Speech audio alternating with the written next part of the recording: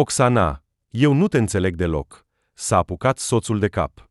Nu, pur și simplu refuz să înțeleg asta. Kiril, sunt obosită de munca mea, a răspuns soția cu tristețe. Nici nu-ți poți imagina cât de greu este să înveți pe cineva. Și problema nu este că toată lumea are abilități diferite. M-am epuizat de faptul că oamenilor nu le pasă deloc de tine. Se comportă cu tine de parcă le datorezi ceva, iar ei nu trebuie să facă nimic. Am spus părinților de multe ori că acestea nu sunt ore de educație fizică. Dacă un copil lipsește măcar o dată, nu va înțelege nimic mai târziu. Pierd timp cu ei pentru a recupera, ei plătesc pentru lecții individuale ca pentru un grup și totuși nu vin și nu mai pot continua așa. Ei bine, du-te să lucrezi la școală, a răspuns Kiril fără interes. Eu lucrez pentru cineva, pur și simplu stau la computer, îmi șterg pantalonii și primesc un salariu bun și îmi place asta. Asta a fost problema. Oxana nu voia așa. Ea se bucura nu doar de bani, ci și de procesul în sine. Oxana era categoric împotriva sistemului școlar. Cândva și ea a fost psihic abuzată. Fata era o elevă slabă la limba engleză. Tamara Ivanovna i-a pus un diagnostic, cu care Oxana s-a împăcat cumva. Cotova, nu am mai întâlnit o proastă ca tine. Se uita la fata deasupra ochelarilor, iar fata nu putea scoate niciun cuvânt. Proastă și incapabilă. Nu ai nicio șansă. Ce o motiva pe Oxana atunci? Nu putea spune cu exactitate. Dar la clasa de absolvire, fata s-a decis să se înscrie la INIAS și a reușit cu succes. La facultate, Oxana a fost cea mai bună studentă de pe an, a fost de 2 ori în practică în străinătate, vorbea fluent engleza și germana. Interesant, cum ai învățat, Tamara Ivanovna? O chinuia constant întrebarea. Pentru că nu ai putut spune o propoziție corect. Își amintea ea. Visul de a deveni tutor și de a lucra pe cont propriu s-a împlinit deja în anul 3. Fata a înțeles imediat că dorea să lucreze cu copiii, dar atunci nu conștientiza deloc ce înseamnă asta. La început, studenta dădea lecții adulților și studenților care erau bine motivați, dar care se luau prea în serios în ceea ce privește studiul. În lecțiile lor nu era joc, iar asta o apăsa pe Oxana. Fetei îi plăcea ca limbile străine să nu fie o rutină, ci o sărbătoare, nesfârșită și dorită. Dar de îndată ce a început să predea copiilor, nava visurilor ei s-a lovit imediat de recife. Sistemul școlar nu oferea cunoștințe, nu învăța să gândească și să lucreze creativ. Totul era bazat pe memorare, pe teorie și nu era deloc practică. Copiii se străduiau, învățau cuvinte, dar nu înțelegeau ce voia Oxana de la ei. Cuvintele separate nu au nicio semnificație. Încerca să le explice ea. Nu vei vorbi cu cuvinte. Ai nevoie de propoziții. Dar copiii, obișnuiți doar să învețe pe de rost, nu o înțelegeau, nici părinții. Le plăcea perspectiva ca copiii lor să vorbească liber o limbă străină, dar doar cu cuvinte memorate, și asta era tot. După absolvirea facultății, Oxana și-a deschis propria clasă. 5 ani a încercat din nou și din nou, dar nu a reușit să schimbe gândirea nici a părinților, nici a copiilor. Totul era inutil. Mie îmi pasă doar ca el să ia un 4 sau un 5, spunea o mamă, iar restul nu mă interesează. Plătiți atât de mulți bani ca să vă pună doar o notă? Încerca să o convingă Oxana. De ce îi trebuie? Se revolta mama. De ce să călătorească în străinătate? Să rămână aici. Dar măcar pentru a-și lărgi orizonturile, Oxana nu putea înțelege o astfel de îngustime de gândire. Engleza se vorbește peste tot, chiar și în Tibet și Emiratele Arabe. Este o limbă internațională. Din cauza că nici părinții, nici copiii nu luau lecțiile în serios, deoarece, în opinia lor, engleza nu le va fi niciodată de folos în viață, se crea o atitudine de dispreț față de lecții. Grupurile de 2 și 4 persoane, selectate la același nivel, ar fi trebuit să progreseze rapid, dar în realitate, copiii lipseau adesea. Oxana se înțelegea cu părinții, recupera absențele cu elevii, își pierdea timpul cu asta. În 70 de cazuri, copiii nu veneau nu pentru că erau bolnavi, ci pentru că fie părinților le era lene să-i ducă, fie copiii făceau isterie și rămâneau acasă din răutate. În general, era imposibil să vorbești despre disciplină. Oxana se simțea satisfăcută doar de elevii de liceu. Aceștia aveau mai mult sau mai puțin interes și cu ei putea comunica destul de bine. În aceste chinuri au trecut 5 ani, iar fata a realizat că este complet epuizată. Oxana nu doar că învăța copiii altora, dar în tot acest timp îi educa și pe ei. Așa cum s-a dovedit, foarte puțini părinți se ocupă de copiii lor. Devizat școala îi educă nu funcționa. Dar părinții încă mai dădeau vina pe profesori pentru copiii lor. În opinia lor, școala era vinovată pentru tot. Cu o astfel de povară, Oxana a ajuns la 30 de ani. Simțea că totul îi devenise insuportabil. Nu mai fugea fericită la lecțiile ei, nu mai voia să convingă părinții și să se ocupe de copiii altora. Vedea clar că se lovește cu capul de un zid de beton. Toată lumea era mulțumită de această viață. Kiril, vreau să fac ceva pentru oameni, a plâns Oxana. Dar vreau să văd rezultate. Nu am nevoie de realizări mari, dar nu mai vreau să implor pe nimeni. M-am săturat. Deci, lucrul într-un magazin de flori, în înțelegerea ta, este mai bun decât clasa ta? A întrebat-o soțul Oxana cu uimire. Ești nebună. Să vinzi semințe și îngrășăminte în acest frigider este cea mai bună opțiune pentru tine. Am nevoie de ceva complet diferit, s-a rugat soția. Kiril, am crescut la țară, știu cum funcționează pământul. Te rog, lasă-mă să încerc ceva diferit sau o să înnebunesc.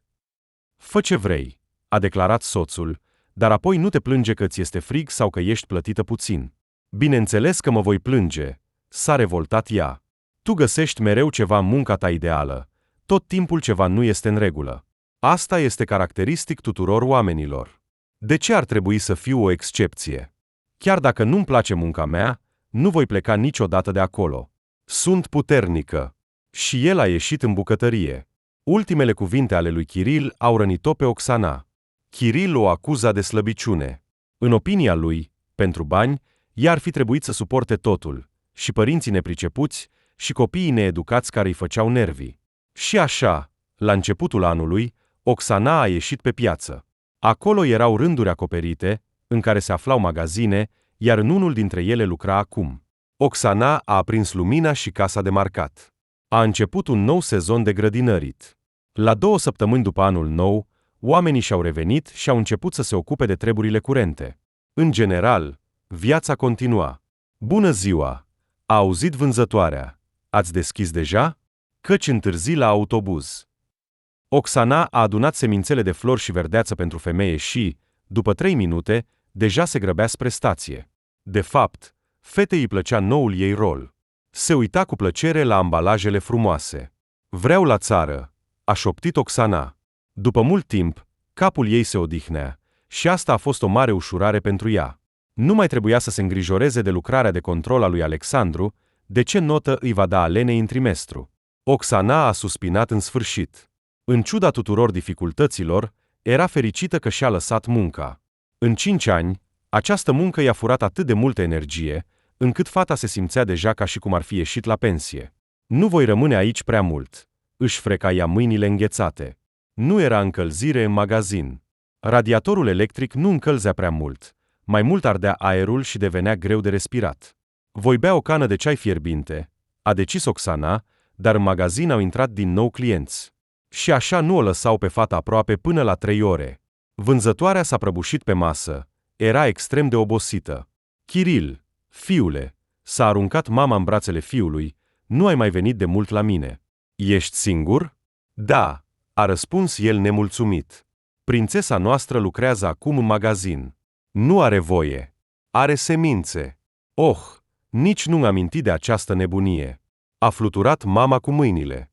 Să renunți la o astfel de muncă. Ea voia să înjure, dar a tăcut. Tatiana Ivanovna a pus repede ceainicul pe foc. Și ea voia să vorbească despre asta cu fiul. Știi câte sacrificii am făcut ca tu să poți obține o educație superioară, a suspinat ea. Iar această proastă a risipit totul. Cred că a înnebunit. Așa se întâmplă cu profesorii. Copiii îi chinuie atât de mult. Chiar dacă gândirea Tatianei Ivanovna era corectă, nu a mers mai departe de atât. Kiril, ea te-a hrănit cu promisiuni cu privire la copii atâția ani, iar ei nu sunt deloc, clătina mama din cap. Îmi pare rău, dar nu văd nicio perspectivă pentru tine cu ea. A depășit toate limitele. Mama a lovit în direcția corectă. Kiril s-a gândit și el la asta în ultima vreme. Oxana a început să-i trezească îndoieri. Atunci Oxana era bună, parcă încerca să se justifice. Și în casă făcea totul. Da. Asta e exact. Trebuie să trăiești cu o astfel de femeie, care nu are aceste dar, a declarat cu superioritate Tatiana Ivanovna. Acest dar îți va aduce mari probleme mai târziu. Vei vedea. Cumva nu o deranja pe femeie că oamenii ideali pur și simplu nu există. La ce se gândea atunci? Poate că se considera un etalon. Dar săgețile de foc au zburat spre Oxana. Las-o, până nu e prea târziu, a concluzionat Tatiana Ivanovna. Ai doar 30 de ani. Este vârsta perfectă să te gândești la familie. Ești un bărbat adult, iar tu te-ai legat de o fetiță. Nu pot să o numesc altfel, dar poate o femeie adultă să facă așa ceva? Nu, Kiril atunci a fost laș. Nu i-a spus mamei că el nu voia un copil. I se părea că nu s-a săturat, că un fiu sau o fiică va pretinde la libertatea lui. Deși Oxana a ridicat acest subiect deja de câteva ori. Într-un an, a răspuns el ultima dată. Această discuție a avut loc acum 3 ani, când Oxanei i-a împlinit 27 de ani. Așa că acel an nu a venit, dar bărbatul nu era deranjat de asta. El și ascuțea dinții pe soție, de ce nu înțelegea. Dar Oxana în ultima vreme îl deranja, tocmai pentru că nu-l asculta, făcea niște acte iraționale și, în general, a început să influențeze direct bugetul familiei.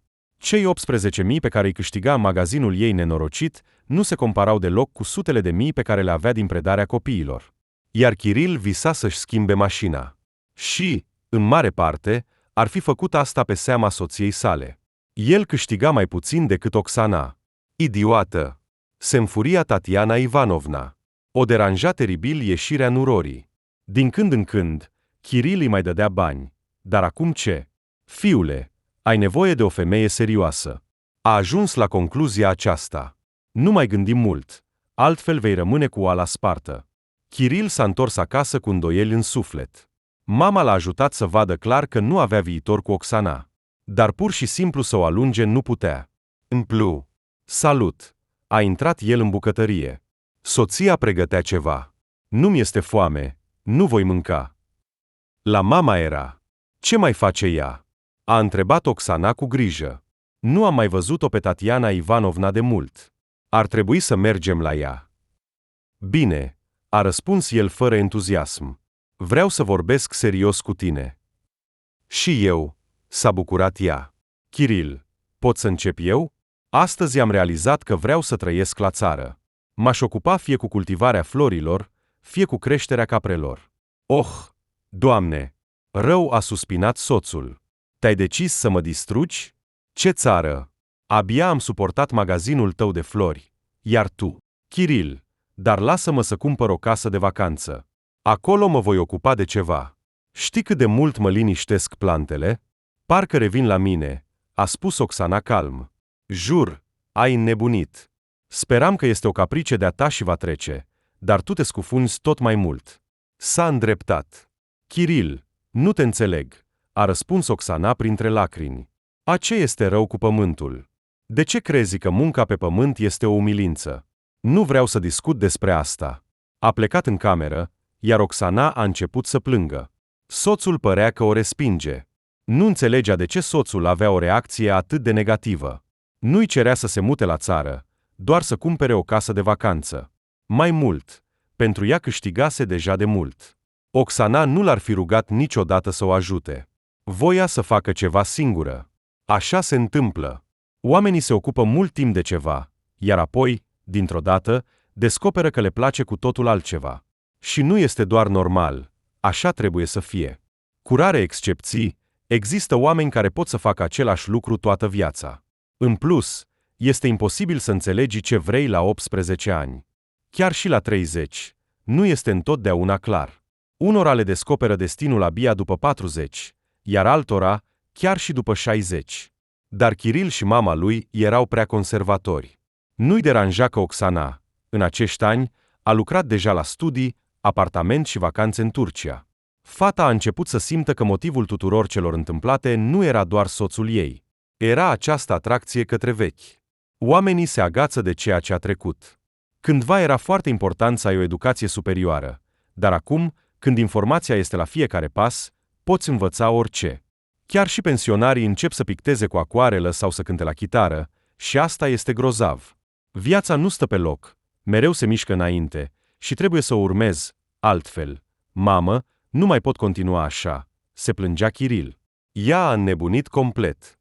Vrea să trăiască la țară sau să cumpere o casă de vacanță. Îți dai seama? A declarat că va cumpăra capre. Este interesată să facă brânză și iaurt. Kiril, până nu e prea târziu. Las-o, se învârtea Tatiana Ivanovna la tâmple. Este nebună. Iată, ți-am dat niște semințe de flori de cameră. A aruncat pe masă câteva pachete. De ce îmi trebuie? A prins Tatiana Ivanovna ambalajele frumoase și fără milă le-a aruncat în coșul de gunoi. Acolo le este locul, la fel ca și ei. Tatiana Ivanovna se considera o intelectuală până în măduva oaselor. Soțul ei a murit devreme, ea l-a crescut pe fiul ei singură, a lucrat toată viața ca contabil.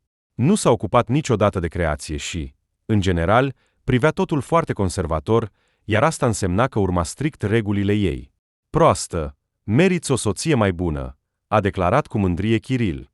Sper că vei face alegerea corectă. Și el a făcut-o. Deși nu i-a fost atunci curaj, a început să arate că nu era mulțumit de Oxana. Kiril, ce ai? S-a apropiat de el soția. Vorbești cu mine prin dinți. S-a întâmplat ceva? Nu, a murmurat el. Îi era greu să spună ceea ce se formase deja în mintea lui, cu atât mai mult cu cât fiul vedea dreptatea mamei. Așa au trecut încă câteva săptămâni. Oxana a început să simtă un frig puternic în relații. Și ea însă și se afla într-o criză, așa că îl înțelegea pe Kiril. Dar, cu timpul, soția a observat că el nu era doar obosit, ci foarte agresiv. Și motivul era chiar în ea. Kiril, te iubesc, i-a spus Oxana. Nu vreau să ne ascundem ceva unul de celălalt. Știi tot ce mi se întâmplă. Indiferent ce ar fi, rău sau bine, dar simt că ascunzi ceva de mine. Oxana, ce vrei de la mine? S-a speriat din nou. Sunt obosit de muncă. Și, în general, nu vreau să văd pe nimeni. Dar care este motivul? Simți o frică interioară sau ceva nu-ți dă pace? Nu se dădea bătut. Kiril, hai să ne înscriem la un psiholog de familie. Asta ne va face bine amândurora. Te rog. Nu, a negat el din cap. Eu sunt bine, la psihologi merg doar nebunii. A râs nervos. Nu este așa, a încercat ea să-l convingă Kiril. Acum, când am liber un minut, am început să citesc literatură despre psihologie, vreau să înțeleg ce se întâmplă cu mine. Am început să mă tem de tot. Parcă m-am pierdut, vreau să găsesc o ieșire. Bea valeriană, a glumit soțul. Oxana a simțit o durere interioară puternică. Kiril nu o înțelegea deloc. Au trecut 3 zile. Tatiana Ivanovna ardea de curiozitate. Fiul ei i-a promis că va vorbi cu soția. Ce i-ai spus deja? L-a sunat ea. Kiril, fiule, ascultă-mă, nu întârzi cu asta. Cu bâlă îndețe, dar în același timp insistent, i-a spus ea. În astfel de cazuri, nu trebuie să pierzi timp. Bine, mamă, a promis el. Kiril a aruncat pixul pe masă și s-a gândit. A închis ochii. Nu putea spune cu siguranță dacă dorea să divorțeze de Oxana. Ceva în el strigat, da, dar era și o voce tăcută care îi cerea să nu facă asta, cel puțin să aștepte.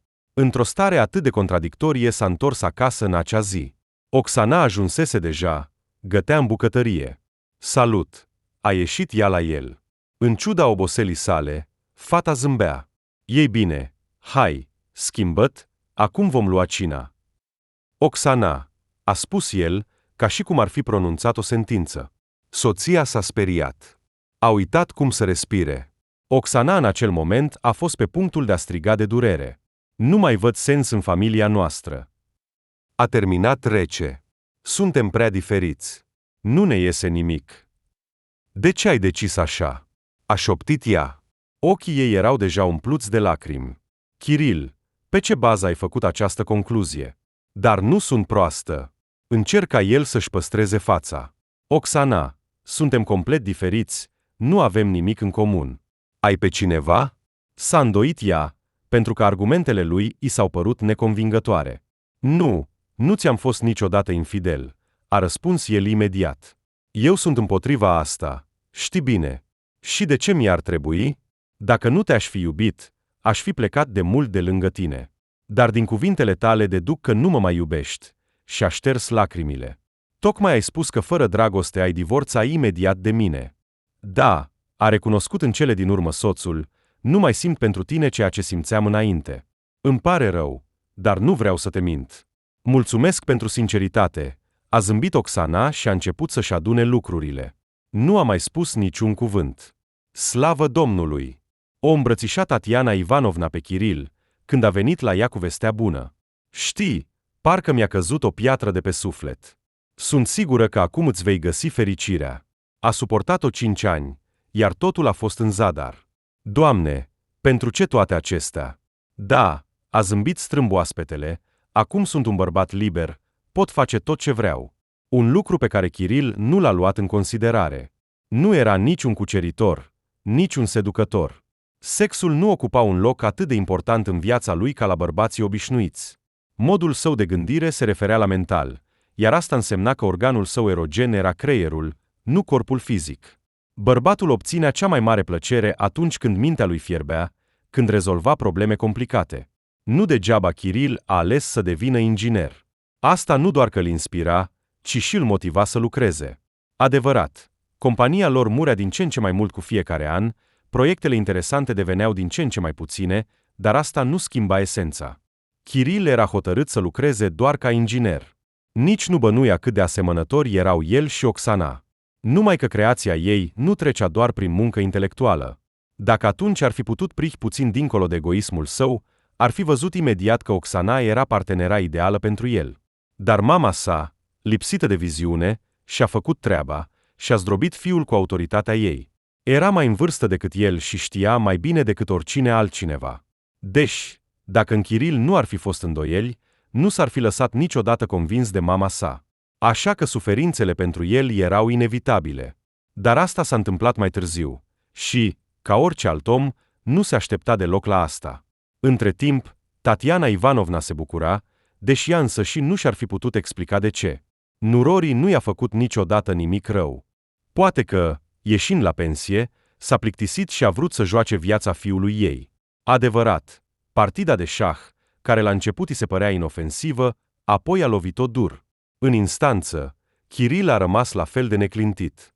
Oxana se uita la el din colț și se gândea că el face o greșeală. Nu avea răutate în ea, pur și simplu îl iubea. Kiril a păstrat apartamentul pentru el și i-a plătit lui Oxana partea ei. Ea nu avea deloc gânduri în cap, dar avea puțini bani. Părinții ei nu au înțeles niciodată despre ce este vorba. În opinia lor, divorțul nu avea niciun sens. Fiica nu a reușit să-i explice un motiv clar. Mamă, nu-l voi forța să trăiască cu mine, îi spunea fiica. El a vrut divorțul. Ei bine, atunci așa să fie. Ce prostie, a obiectat ea. Am trăit atât de bine. Și uite, nu înțeleg nimic. Oricum, Oxana nu a vrut să se întoarcă la părinți. În acel moment și-a amintit că voia să lucreze cu pământul. Fata lucra în magazinul ei de flori 2 zile cu 2. Așa că în weekend a început să călătorească prin împrejurini. Foarte repede, Oxana a găsit o fermă abandonată, care era vândută la un preț derizoriu. Satul în sine nu era atât de părăsit, așa că Oxana a avut o șansă. Aici era totul, îi arăta proprietarul, și fântână, și puț, și apă curentă. Pe spate curgea un râu, așa că nu veți avea probleme cu apa. Câteva grajduri, un hambar uriaș pentru furaje și fân. Oxana s-a uitat în jur. Pe teritoriu era o căsuță mică. Acolo era gaz și toaletă. A fost absentă, dar asta nu a oprit-o. Îmi iau, a declarat ea cu încredere, dar nu știu pe cine să țin, oi sau capre, s-a gândit cumpărătoarea. Ei bine, ți-aș recomanda oile, a răspuns bărbatul. Ele sunt bune pentru carne. Deși acum există o cerere mică pentru produse lactate. Am avut un client, așa că am făcut pentru el produse lactate de tip grecesc. El a cumpărat foarte bine. Încearcă să iei o parte pentru carne și o parte pentru lapte. E greu de spus ce va avea succes. Oxana s-a prins atât de tare, încât după 3 zile deja făcea ordine în vechea căsuță. Praful zbura din toate părțile, iar gerul din februarie a lovit fără milă. Ah, fata alerga prin curte, a nins atât de mult încât era imposibil să treci. Oxana dorea să pună totul în ordine până la primăvară și, când se va încălzi, să adune puștii. La începutul lunii martie, fratele mai mare a venit cu părinții. Au reparat ceva timp, au curățat, au făcut un gard. Vremea a început să se îmbunătățească. Aproximativ 2 luni după divorț, Kiril a fost în euforie. I se părea și lui că a scăpat de o povară grea. Era fericit că a ascultat de mama sa. Într-o oarecare măsură, chiar se înclina în fața înțelepciunii ei. Și iată că iarna s-a încheiat, Tatiana Ivanovna visa ca fiul ei să cunoască pe cineva. Kiril. Acum sunt atâtea oportunități, i-a spus ea odată, sunt pline siteuri de întâlniri. Mamă, dar pe mine asta nu mă interesează acum, a răspuns el, dând din mână. Tocmai am scăpat de una, iar tu vrei să-mi impui alta. Tatiana Ivanovna a decis să nu-l grăbească. Cel mai important era că nu-și amintea de Oxana lui. Poți să trăiești câțiva ani pentru tine, a zâmbit ea, iar apoi cu forțe noi îți vei întemeia o familie. La sfârșitul lunii martie, în viața lui Kiril a avut loc un eveniment neprevăzut. Chiar e atât de rău? Se revoltau angajații. Dacă acum trecem în mâini private, atunci toți s-au prins de cap. Una dintre puținele fabrici din țară s-a prăbușit dintr-o dată. În câteva ateliere se făceau deja de mult piese din plastic și tot felul de alte prostii. Dar fabrica de raze X încă funcționa. Cu 5 ani în urmă, statul a finanțat-o bine și toată lumea era sigură că va funcționa mereu. Vestea că fabrica vrea să fie vândută unei persoane private a șocat pe toată lumea. În plus, directorul nu era sigur că antreprenorul va produce aici în viitor. Problema era că de 1 an și jumătate li s-a promis să le aducă echipamente moderne și să aloce bani. Dar s-a decis că ar fi mult mai profitabil să o vândă. Kiril s-a întors acasă fără dispoziție.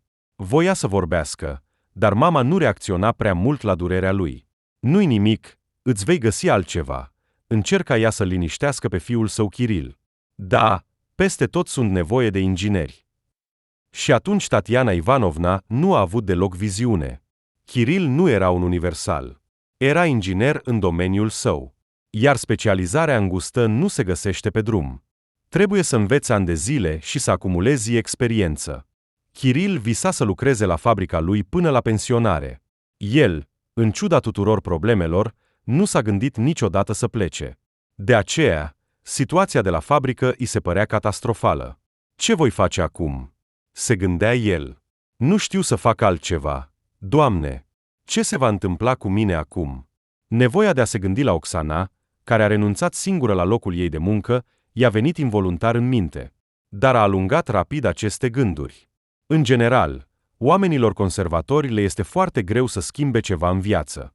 Kiril, ca și mama lui, privea viața astfel încât, dacă au realizat ceva, atunci ar trebui să dureze pentru totdeauna.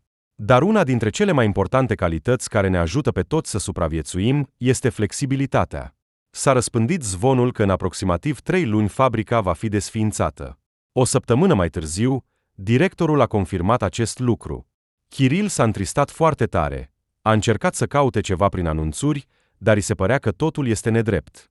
Că mâine se va duce la muncă și acolo îi vor spune, băieți, totul e bine, fabrica va funcționa ca înainte.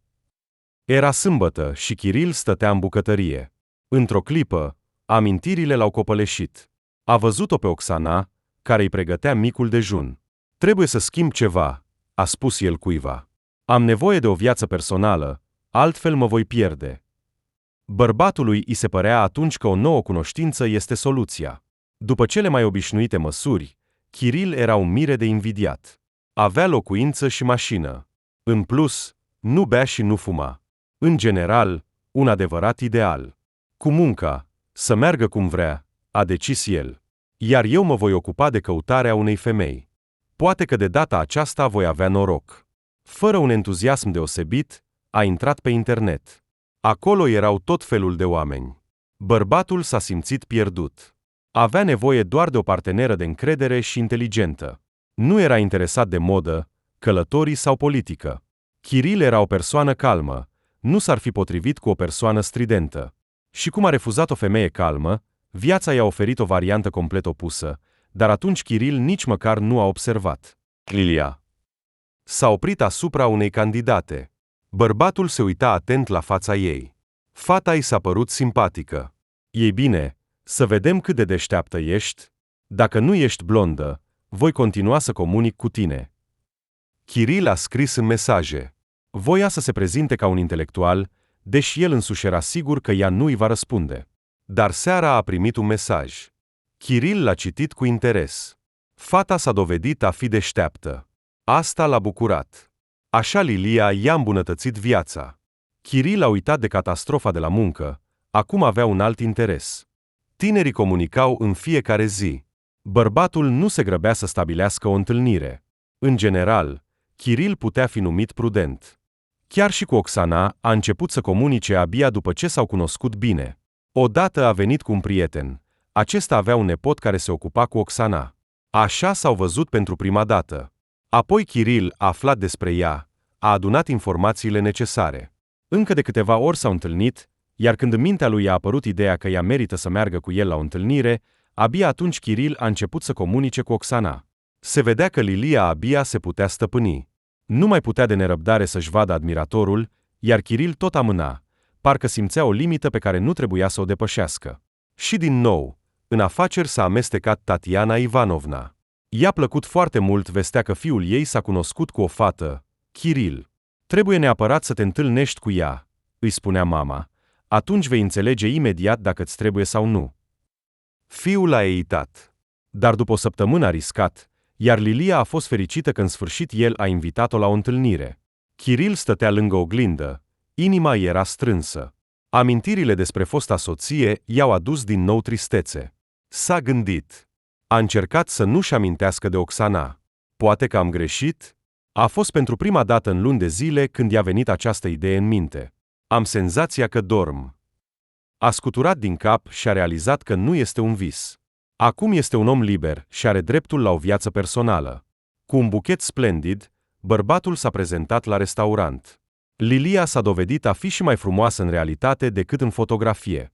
Nu au vorbit niciodată prin video. În primul rând, Kiril nu a vrut. Salut! Nu-și putea lua ochii de la noua sa cunoscută. Arăți uimitor. Mulțumesc! A acceptat ea florile lui. Sunt fericită că în sfârșit am scurtat distanța. Sper să ne împrietenim? Seara a decurs foarte bine. Kiril nu mai avea nicio îndoială că a făcut alegerea corectă. Lilia l-a cucerit. Era bine citită. A călătorit mult și, în general, era o interlocutoare minunată. După cină, au mai plimbat puțin, Kiril a început din nou să simtă că vrea să trăiască. S-au despărțit foarte călduros. Lilia a ieșit din mașina lui și s-a uitat așa, încât i-au trecut fiorii prin trup. Asta e fata, se gândea el, m-a făcut să nebunesc, o adevărată frumusețe, nu știam că există așa ceva. Așa a început o nouă etapă în viața lui Kiril. S-a simțit îndrăgostit. La muncă era la fel de haos, dar asta nu-l mai speria. Lilia a devenit muza lui, iar asta însemna că el va găsi cu siguranță un nou loc de muncă. Totuși, Kiril era puțin deranjat de faptul că fata a ajuns prea repede în patul lui. Se aștepta să comunice cu ea măcar câteva luni, dar deja la a treia întâlnire s-a întâmplat ceva, iar el a invitat-o la el. Lilia nu era dintr-o fire timidă, părea că joacă un joc. Kiril, desigur, s-a supus ei, iar ceea ce s-a întâmplat i-a plăcut. În Lilia era totul, și statură, și mândrie, și bâlândețe când era nevoie. Știa să vorbească frumos, să se stăpânească. Aceste calități i-au plăcut lui Kiril. Așa, după 2 luni, Kiril s-a simțit din nou ca un om căsătorit. Lilia era adesea la el. Erau destul de maturi, amândoi erau după divorț, așa că nu se grăbeau să-și oficializeze relația. Kiril s-a angajat la un nou loc de muncă. Și, în ciuda tuturor perspectivelor, a simțit imediat o rezistență interioară. Lidia, ceva nu e în regulă, se plângea el iubitei sale. Deși acum câștig mai mult decât la fabrică, simt o povară de responsabilitate care mă ucide. Mă obosesc moral la muncă. Directorul și managerul principal sunt pur și simplu niște idioți. Nu poți ajunge la ei. Kiril, dar nu ești copil și trebuie să înțelegi că o muncă serioasă nu poate fi ușoară. Trebuie să-ți stabilești un obiectiv. Poți deveni mai întâi manager, iar apoi și principal. Nu pot să vând. Nu-mi place deloc, a răspuns el imediat. Lidia, poate m-am săturat de inginerie. Uneori mi se pare că aș putea face și altceva. Nu spune prostii, A pus ea degetul pe buzele lui. Un adevărat bărbat trebuie nu doar să-și hrănească familia, ci și să îndeplinească capriciile soției sale. A râs ea. După 1 an și jumătate, s-au căsătorit. Lilia s-a mutat să locuiască cu Kiril, aveau deja un stil de viață propriu. Nu se poate spune că Lilia s-ar fi interesat prea mult de gospodărie, îi plăcea mai mult când ieșeau la cină în oraș. Sincer, femeia nu-i plăcea să gătească, sau poate nu voia. Kiril a subliniat că sunt o pereche frumoasă. Lilia arăta întotdeauna uimitor, iar în primele zile acest lucru îl inspira foarte mult. Uneori chiar îi provoca gelozie. Ce tip se uită la tine toată seara?" a spus el supărat soției. Lilia, acum îi voi da o lecție. Dar oprește-te. Cu un gest cochet, a scos piciorul să se uite. Eu sunt a ta, nu a lui. Deci, care e problema? După câteva luni de căsătorie, în familia lui Kiril au început să apară unele noutăți în ceea ce privește banii. Kiril, de ce avem nevoie de Lazarevskaya? Se revolta soția. Vreau un emirate. Te rog, nu mă face de rușine. Lilia, vreau să mă angajez. I-a mărturisit soțul. Trebuie să economisim puțin. Căutarea unui loc de muncă poate dura câteva luni. Ai înnebunit? Nu, s-a înfuriat Lilia. Nu fi idiot. Nu poți pierde o astfel de muncă. Eu lucrez acolo unde nu-mi place. Lilia era deja de 3 ani asistentă personală a unui antreprenor. Înainte de căsătorie, ea i-a spus lui Kiril că între ei nu a fost nimic, și asta era adevărat. Dar ar fi fost mai corect să spunem că nu mai era nimic. Tot ce putea, fata a primit de la el în trecut, așa că acum el o aprecia pentru muncă și profesionalism, nu pentru pat. De fapt, de aceea soțul ei a divorțat de ea, a aflat pur și simplu despre infidelitatea ei cu șeful. Lilia, te rog, înțelege-mă, îl implora Kiril, sunt obosit de o muncă pe care nu o iubesc. Nu vreau să înțeleg. Și nu voi mai asculta această prostie, a declarat ea cu aroganță. Kiril a simțit durerea. Soția nu voia deloc să-i arate compasiune. A suspinat, a tăcut, dar un gust amar a rămas în suflet. Din acea zi, a început să o privească pe Lilia altfel. Fiule, cât de norocos ești cu soția ta, repeta adesea Tatiana Ivanovna. Nu ca acea Oxana, ci cât de frumoasă este. Da, a răspuns el fără entuziasm, mi se pare că am greșit, a spus fiul brusc. În ce? S-a mirat ea. Cu fabrica mea, nu? Era de mult timp nevoie să o abandonezi. Uite ce muncă bună ai acum. Nu o vreau, a răspuns Kiril printre dinți. M-am săturat de tot. Privirea lui implora mama să-l susțină. A ce nu vrei? S-a speriat ea. Pe Lilia? Într-o clipă, în ochii Tatianei Ivanovna au apărut lacrimi. Dar ce legătură are ea? S-a înfuriat Kiril. Nervii lui erau la limită. Vreau să-mi las locul de muncă. Ai înnebunit. A început să țipe ea. Nu, mulțumesc lui Dumnezeu că m-am așezat atât de bine. Ce? Ești complet idiot. Nu, nu-ți voi permite să faci asta. Lăsați-mă în pace. A ieșit fiul din casa ei. Mă voi descurca singur cu viața mea. Nu te băga. A pornit rapid mașina și a plecat cu viteză. Ce se întâmplă cu el? Și-a acoperit fața cu mâinile Tatiana Ivanovna. Și soția e frumoasă, și locul de muncă e bine plătit. Ce altceva îi mai trebuie? Iar Kiril nici el nu înțelegea ce se întâmplă cu el. Se simțea ca și cum ar fi fost într-un labirint, și deja de câteva ori s-a împotmolit într-un colț, nimeni nu-l înțelegea, nici mama, nici Lilia, și asta îl durea. De ce trebuie să trăiesc așa cum vor ei? A început să plângă. De ce trebuie să mă supun regulilor lor? De ce se bagă în viața mea cu sfaturile lor? Oare mama mă ascultă când îi sugerez ceva? Nu, ea face întotdeauna cum vrea. Nu-i pasă de părerea mea. Sau poate Lilia mă ascultă. Am senzația că ei nu-i pasă deloc. S-a căsătorit cu mine și s-a liniștit. Furie a umplut întreaga ființă a bărbatului, dar deocamdată vedea că toți sunt vinovați, dar nu el. Au trecut încă câteva săptămâni. Kiril a realizat că este complet epuizat. Se simțea de parcă trăia o viață care nu era a lui. Nimeni nu-l înțelegea. Se uita fără interes la telefon și, dintr-o dată, chiar voi face asta? S-a întrebat el. Dar, în ciuda tuturor rezistențelor, Kiril a trecut peste ego-ul său. Bună ziua! A bătut oaspetele la ușa potrivită. Eu sunt Kiril. Am o programare la 7. Intrați. A zâmbit femeia cu amabilitate. Cum vă place vremea? Iubesc vara. Știți, mai ales începutul și sfârșitul ei. Atunci schimbările sunt atât de evidente. Iar eu am iarnă eternă, a șoptit Kiril, fără sfârșit și fără speranță, la fel ca sufletul meu. Ei bine, atunci te vom scoate din asta, a râs psihologul. Dacă ai venit singur, înseamnă că înțelegi că este în interesul tău. Da, sunt obosit să fiu altcineva, a răspuns el. Ajută-mă să-mi recuperez fața, să mă regăsesc. Nu va fi ușor. Ești de acord cu asta? S-a uitat serios la el. Cu ochii închiși poți cobor, dar pentru a te ridica înapoi, trebuie să-i deschizi. Da, înțeleg că va fi greu, mai ales pentru mine, sunt o persoană foarte conservatoare și închisă, a fost de acord pacientul. Credeți-mă, dacă totul ar fi fost atât de rău, nu ai fi venit la mine, a zâmbit psihologul. Faptul că ai exprimat dorința de a lucra asupra psihologiei tale, asupra problemei tale, spune că nu mai ai nimic de pierdut. Stilul tău de viață vechi nu îți aduce satisfacție. Îți voi spune mai mult, mă distruge. Kiril s-a așezat pe scaun și s-a pregătit pentru tot ce îi se putea întâmpla. Nu mai vreau să mă mint. Bine, s-a așezat lângă el Svelana. Cum îți plac sandalele mele noi?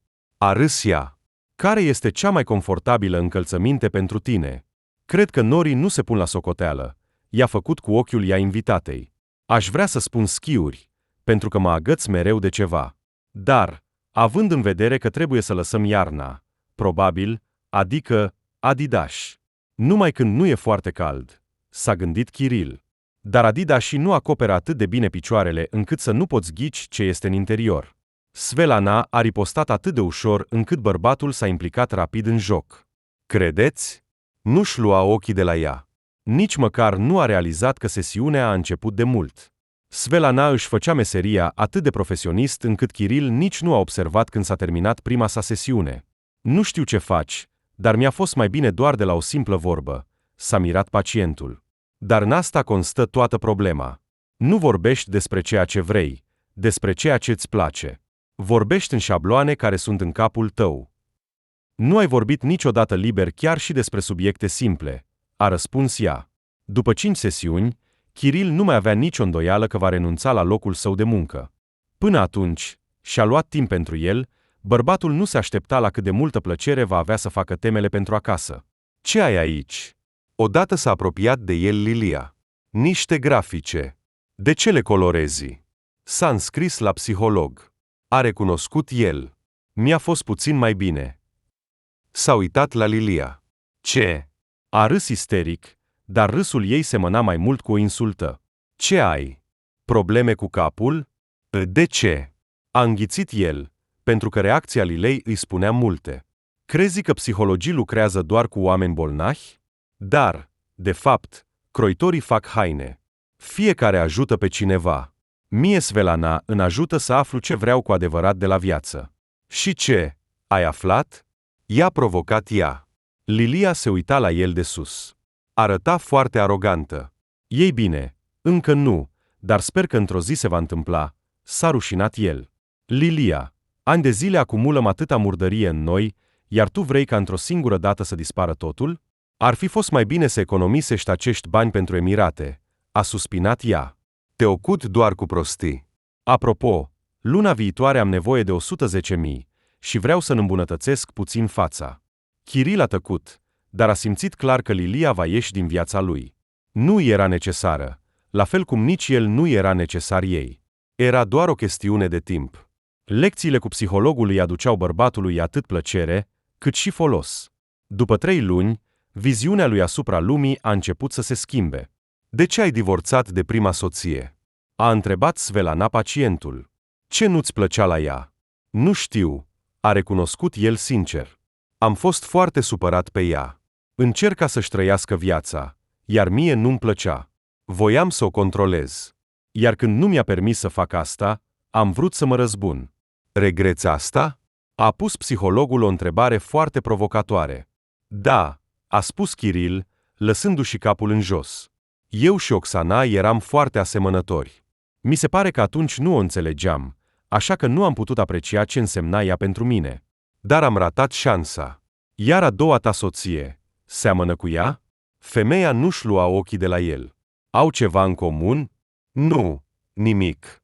Sunt complet diferite, a suspinat el. Nu înțeleg de ce m-am căsătorit cu Lilia. Ai putea supraviețui plecării ei din viața ta? A întrebat calm Svelana, uitându-se pe fereastră. Da, s-a mirat Kiril. Ușor. Nu înseamnă nimic pentru mine, mai ales că simt că nici Lilia nu mă iubește. Cu o astfel de revelație, bărbatul s-a întors acasă în acea zi. Lilia, ca de obicei, se ocupa cu treburile ei, vorbea la telefon și își vopsise unghiile. Chiar și după ce a închis, nu i-a oferit soțului să ia cina, nici măcar nu l-a întrebat cum îi merge lui Kiril. Trebuie să fiu într-un loc important diseară. Vorbea repede, schimbându-se. Șeful are o întâlnire importantă. Trebuie să fiu lângă el. Totul, ne vedem mâine, pentru că mă voi întoarce târziu. Kiril a rămas singur în liniște. S-a așezat pe canapea și a realizat clar că este singur. Lilia nu a devenit pentru el nu doar soție, ci nici măcar prietenă. Da, oamenii pot avea interese diferite, dar acestea ar trebui să-i unească în jurul familiei, nu invers, a șoptit el și a aruncat geanta pe podea.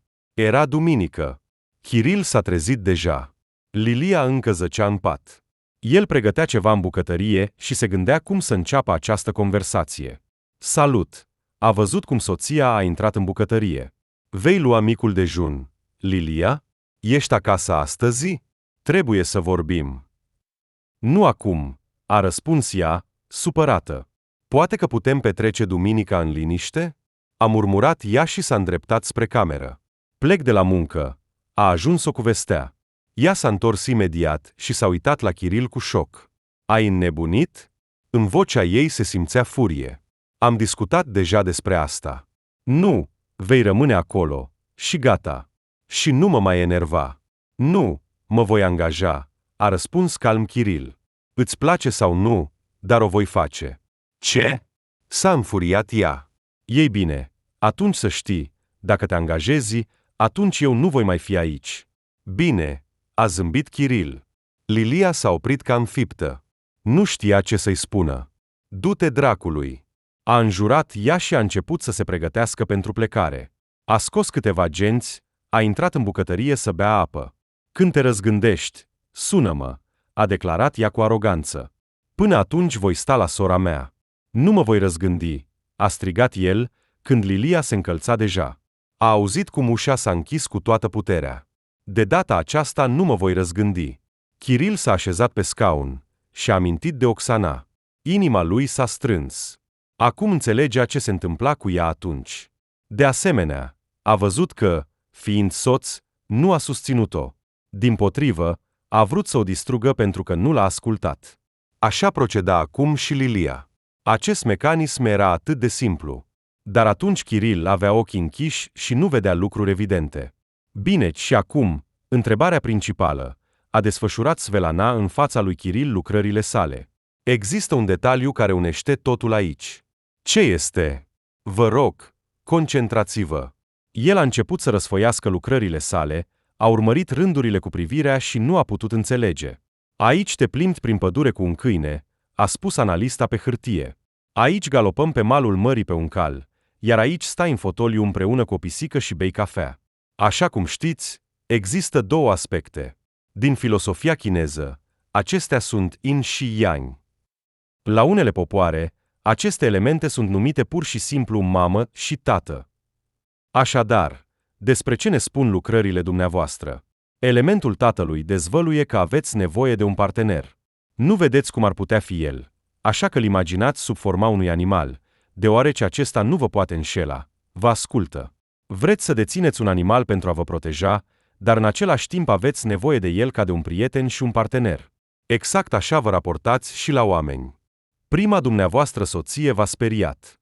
A ieșit de sub controlul dumneavoastră și ați decis să renunțați la ea pentru a vă proteja. Nu este în natura dumneavoastră să fiți singur, doriți să împărtășiți, dar vă este frică. Credeți că nu veți fi înțeles, că a fi tu însuți este rău. Și asta ne duce la elementul mamei. Vă este mai ușor să comunicați cu animalele decât cu oamenii. Aș spune că le simțiți. Animalele sunt parte din mamă, parte din natură. Aveți o dragoste specială pentru ele. Niciodată nu m-am gândit că e. Kiril s-a gândit. Deși în copilărie am cerut de la mama un cățel, dar ea nu mi-a permis să am un câine. Poate că aceasta a fost cea mai mare revelație din viața bărbatului. După lecție, s-a dus la magazinul de animale și aproape o oră a observat papagalii și iepurii, iar această activitate i-a adus o mare plăcere. Doamne, chiar îi iubesc, îmi vine să îi îngrijesc. Gândea el în șoc. Aceasta este descoperirea. Dar cele mai incredibile transformări au avut loc mai târziu. A fost o perioadă de tranziție în viața lui Kiril. El abia începea să-și descopere cine era. Ce? Striga mama în isterie. În toată casa. Ce grădină zoologică! Ce cămile! Ești idiot? Pașca și Mașca, a răspuns calm fiul, acum eu am grijă de ele. Încă îngrijesc un urs, este bâlând, și sper să mă împrietenesc și cu vulpile. Doamne, ce idiot! Plângea Tatiana Ivanovna, totul mergea de râpă. Mama, ce prostie! Și ce nu-ți place la grădina zoologică? A zâmbit Kiril. Mamă, de ce ai decis că trebuie să trăiesc viața ta? Eu iubesc animalele. Nici măcar nu mi-ai permis să am o pisică, dar rămite un câine. Pleacă, agita mâinile Tatiana Ivanovna. Nu mai vreau să te știu. Totul, nu mai am fiu. Numai pentru că mi-am ales drumul în viață, a întrebat-o Kiril la revedere. Vezi cum se întâmplă. Tu poți trăi viața ta, iar eu nu. De ce trebuie să fac așa cum îți place ție, dar pe asta o să o termin. Tatiana Ivanovna a încetat să mai vorbească cu Kiril. Da, nici el nu o suna. Era o senzație că fiul parcă a comis un păcat greu, iar Kiril era doar în căutare. Încerca doar să vadă încotro să meargă. Lelia a așteptat o săptămână când soțul ei o va suna. În cele din urmă, nu a mai rezistat. Se evalua pe sine. Astăzi îmi voi lua lucrurile, i-a amenințat ea la telefon. Kiril a fost de acord, iar asta a enervat-o și mai mult. Ticălos! Striga ea. Dar vei regreta că nu m-ai oprit. Îți voi face eu. Lelia a început un scandal grandios, iar Kiril nici măcar nu a participat. El stătea în bucătărie, bea ceai. Din când în când, soția lui intra și îl jignia. Dar, slavă Domnului, a plecat. A închis ușa uitată. Doamne, ce liniște! Cei ca ea doar fac zgomot, dar nu înseamnă nimic. De fapt, Lelia nu a pierdut mare lucru. După câteva zile, și-a reluat romanul cu șeful, așa că Kiril a fost imediat uitat de ea. Divorțul s-a desfășurat fără emoții, nu aveau nimic de împărțit. Lelia a venit la totul gata. Salut! S-a apropiat Kiril de animalul său. Ei bine, cu prima zăpadă. Și a mângâiat ursul. E frig. Deși ai o blană atât de groasă. Ursulețul crescuse între timp, se pregătea să intre în hibernare. Kiril și-a terminat cursul la psiholog. Primăvara voia să renunțe la grădina zoologică. De fapt, bărbatul nu a văzut încă ce ar dori să facă, dar mergea înainte cu încredere. Interesant, cum trăiește ea, s-a gândit el, curățând la cămile, poate s-a căsătorit de mult. În ultima vreme, gândurile despre Oxana nu-l părăseau. Își amintea de prima lui soție, iar această amintire îi încălzea inima. Și într-o zi, Kiril s-a hotărât, a întrebat câțiva oameni și a aflat că Oxana s-a mutat la țară și se ocupă cu oile. Ea a spus că vrea să fie mai aproape de pământ. A zâmbit fostul soț și a reușit. Kiril dorea foarte mult să o vadă pe Oxana, dar se temea că ea nu va vrea să vorbească cu el. I-a provocat durere. De fapt, atunci nu înțelegea ce făcea. Dar nu a reușit să se ierte pentru asta. Colia, adu brânză, a cerut gospodina. Ei vor lua 10 normale și 5 afumate. Oxana, câte moi? A adus el găleți. Vor lua și sărată? Nu, ei vor lua și iaurt și lapte, s-a uitat ea la foaia tipărită. Și asta e tot. La început, Oxana a decis să se concentreze pe oile de carne, dar nu a reușit. Totuși, iubea prea mult animalele pentru a suporta fără durere moartea lor. Și atunci a riscat. Laptele de oaie nu era atât de profitabil, dar perseverența femeii a dus-o la succes. Într-un fel, reușea să facă brânzeturi uimitoare. I s-a spus că a depășit chiar și grecii. Atât de bine îi ieșea, încât femeia de la brânză țipa de bucurie. Clientul a luat marfa, Oxana s-a dus spre mulgătoare, acolo stăteau frumusețile. Fiecare oaie era conectată la un aparat de muls. Doamnele erau deja obișnuite cu un astfel de sistem. Oile tinere de sex masculin Oxana le vindea încă adolescenții. Rămâneau doar berbecii de reproducție, care erau folosiți pentru continuarea speciei. Fetițelor, cum sunteți? A strigat ea tare. Toate oile au blet. Oxana a râs cu bucurie. Și eu vă iubesc, drăguțelor. Abia acum, după aproape 3 ani, Oxana putea spune că, în sfârșit, și-a găsit ocupația. Îi plăcea nebunește ceea ce făcea. A avut un fel de intuiție. A terminat cursuri de brânzărie, dar, pe lângă rețetele clasice, tot timpul experimenta. Și totul mergea bine, doar că nu în viața personală. Nu mai amintea că a fost cândva profesoară, deși engleza și germana o ajutau. Putea citi despre meseria ei în original. La început, Oxana tot aștepta ca Kiril să vină. I se părea că el se va răzgândi, va veni la ea. Dar anii treceau, iar fostul soț nu apărea. Oxana nu putea să-l lase să plece, așa că nu a început relații noi. Mamă, cum să mă mărit? Încerca ea să se explice cu mama. De ce să am pe cineva altcineva, doar ca să divorțez după câteva luni? Nu, mai bine rămân singură. Nu pot trăi cu o persoană pe care nu o iubesc. Și totuși, chiar și în ciuda durerii, Oxana simțea că Kiril avea potențial. Nu putea să exprime asta în cuvinte, dar inima îi spunea că și el suferea. Poate chiar uneori își aducea aminte de ea. În cele din urmă, a venit primăvara mult așteptată. Oxana nu observa oboseala, se bucura de munca ei și putea spune cu toată încrederea că a crește animale pentru produse lactate era fericirea ei, o inspira. Cât de mult vă iubesc! Îmbrățișa ea animalele sale, care întotdeauna îi răspundeau cu dragoste. Oxana nu se zgârcea la bani pentru echipamente noi. Voia ca oile să simtă mereu grija și confortul, să înțeleagă că servesc oamenilor, iar aceștia le pot iubi și ei. Toți lucrătorii ei erau aleși după un singur principiu, cum se raportau la animale. Dacă lucrătorului îi era indiferent, Oxana nu putea să-l angajeze. Mulți nu o înțelegeau, dar ei nu-i păsa. Cel mai important, știa ce face. Oxana, te-a căutat un bărbat, a spus Lena, a zis ceva de muncă. Da, parcă nu căutam pe nimeni. A ridicat din umeri gospodina și s-a îndreptat spre ieșire. Pe drum, își ștergea mâinile pe șorț. A deschis brusc poarta și a rămas uimit. Lângă poartă stătea el, slăbit, cu fața acoperită de barbă, dar ochii îi străluceau cu o flacără nepământească. Salut! S-a rușinat Kiril. Îmi pare rău, dar am venit. A deschis brațele. Oxana, iartă-mă! Ea tăcea. Fosta soție nici măcar nu știa cum să reacționeze la toate acestea. Și-a închis fața cu mâinile și a început să plângă. M-am căsătorit a doua oară. A vrut Kiril să se destăinuiască. A doua mea soție nu semăna deloc cu tine. Poate că astfel am vrut să mă răzbun, dar după câțiva ani am realizat că aveai dreptate. M-am aflat exact în aceeași situație ca și tine. Fabrica de raze X s-a închis. Trebuia să continui cumva. Am găsit o muncă foarte bună. Salariul era decent. Dar foarte repede am simțit că sunt obosit. Am vrut să renunț la tot. Atunci am înțeles ce voiai să spui. Iubeam ingineria, dar trebuia să merg mai departe. Acum 8 luni m-am divorțat. Am căzut în disgrație cu mama. Ea încă nu vorbește cu mine.